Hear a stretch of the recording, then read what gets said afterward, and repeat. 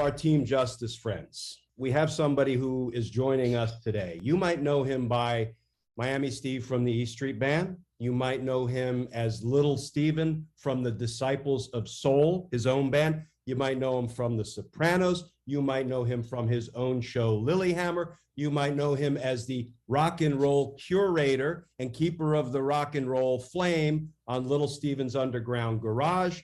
And you might know him, and this is probably my personal favorite, as the creator and the founder and the leader of Artists Against Apartheid, taking point years ago in a very real way in toppling South African apartheid. I still get justice goosebumps just saying that. And this is the gentleman who took point on that. And now he's got a book, Unrequited Infatuations. I'm going to put a link in the description to this video to tell you where you can find the book. Can honestly report I have read it now twice because there's so much to digest in there. Let me introduce my friend, and I'm going to take liberties as assuming he's also a fellow gutter kid from New Jersey, as am I, Stephen Van Zandt. Stephen, thank you for being with us on Justice Matters.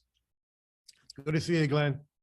I want to jump right into the book. Let me just start with my own personal observations, because there were three things you say pretty early on that it was a kind of you had me at hello, because one, you said, you know, West Side Story, I believe, was one of your favorite musicals. It is my favorite musical of all time. I know every note and every lyric.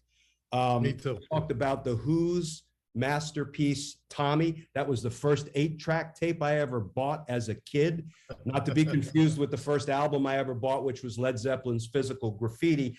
And then you said the one that had me, you said that, you know what? You hear people talking about the so-called skill players on the football team, the quarterback and the wide receivers. And Stephen said, no, you know where you win the game? On the offensive line. Those are the skill players. You can't win games without the... Now, I was a center. I was banging heads with a nose guard for 60 minutes, and my pop was a high school football coach, most notably at Neptune High School in adjacent to Asbury Park in the early 70s, which was a tumultuous time.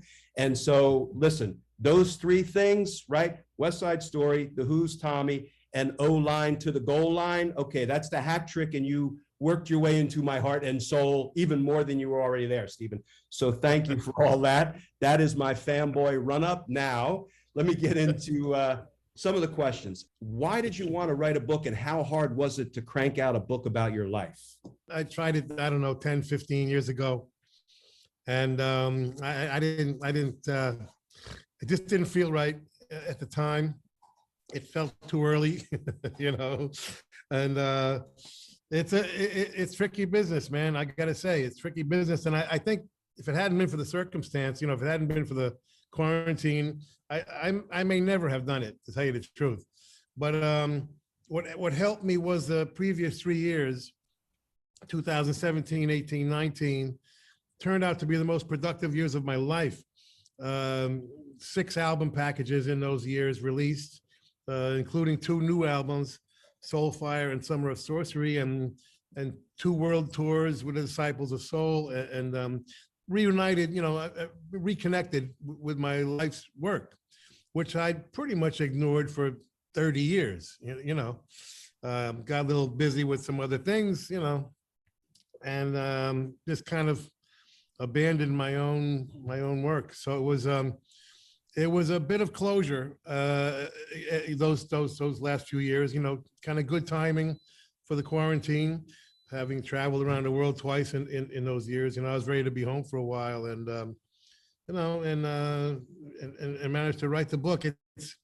It's tricky because, you know, you got to find your voice. You know, you got to find the voice that you want for that book, for that particular story. And for me, it came down to, I wanted the book to be useful in the end. You know, my story, you know, you're going to have to tell the story, which is the narrative. That's one part of it. But I said to my editor, Ben Greenman, who's terrific, I said, I want 3 things in balance. I want the narrative, obviously, we got to do that. But then I want the history that I have observed personally. I only missed the first decade of rock and roll, so I want to talk about the history for those who are up and coming, you know, may not know about some certain things. And I want to talk about the craft stuff that I've been involved with. I've been involved with, you know, 12, 15 different crafts through the years. And in the end, I just want to kind of leave something behind that was useful. So the balance of those three things, the history, the narrative, and the crafts, I think we maintain that pretty good. And in the end, that really helped me. That helped me kind of justify the book's existence. Yeah.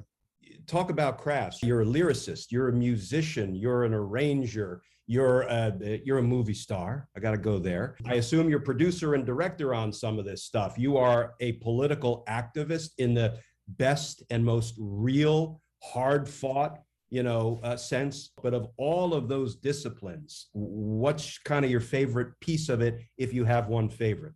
I don't know if it's actually one favorite, but I see myself as a writer producer first.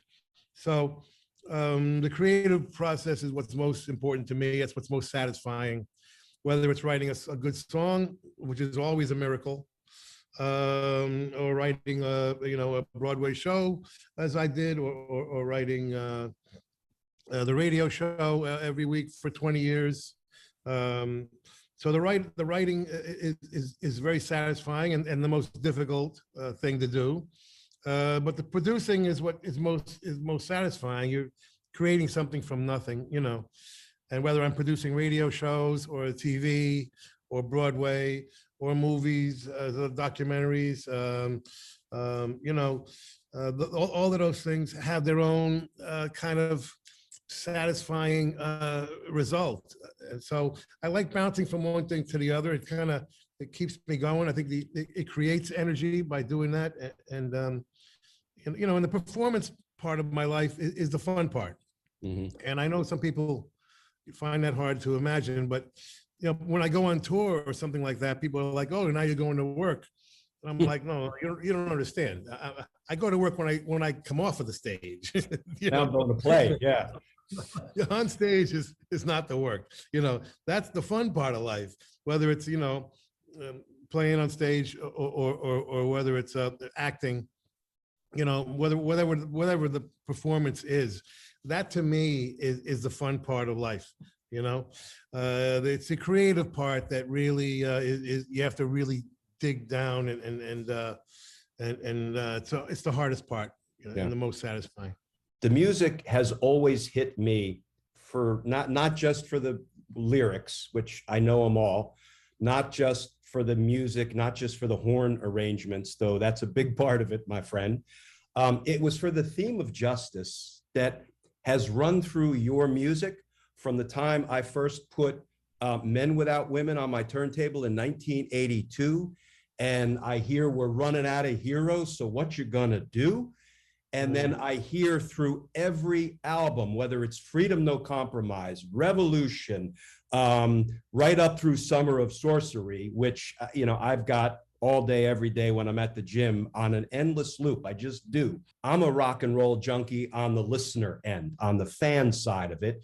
You're producing this brilliant music. I don't see a lot of rock and roll singers or pop singers or soul singers who have the theme of justice running through their body of work. Why has that been important and consistent in your art?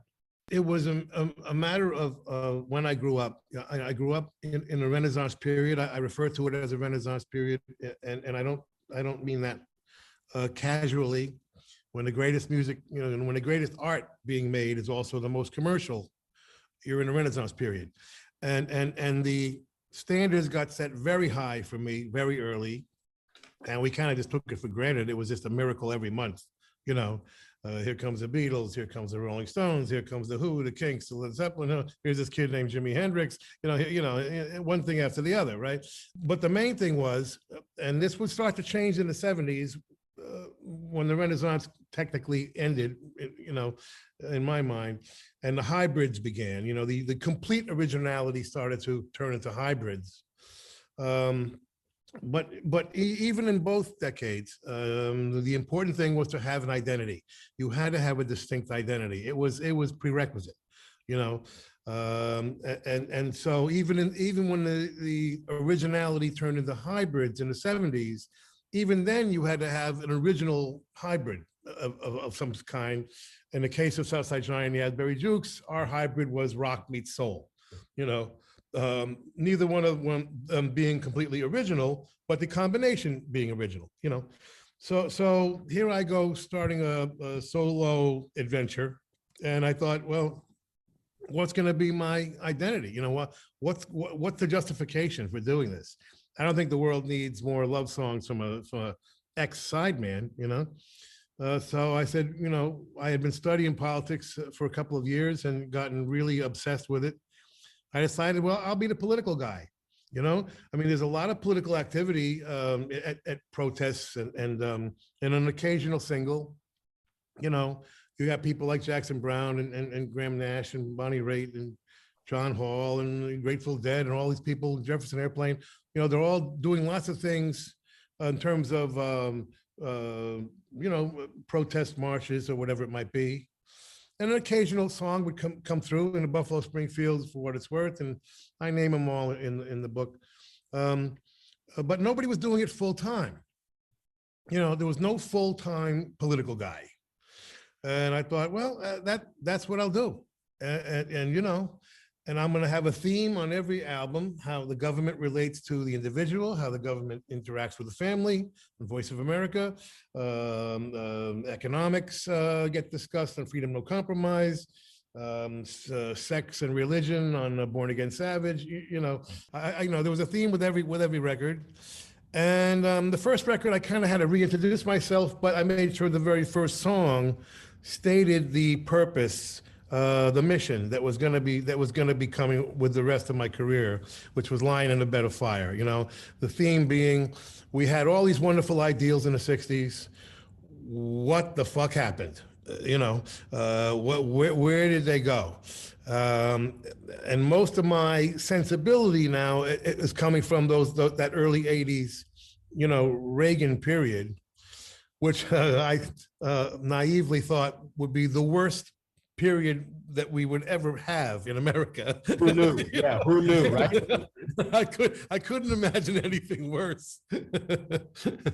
Oh, to have those days back again. Good old days. Like George Bush said, you know, how you like me now, you know.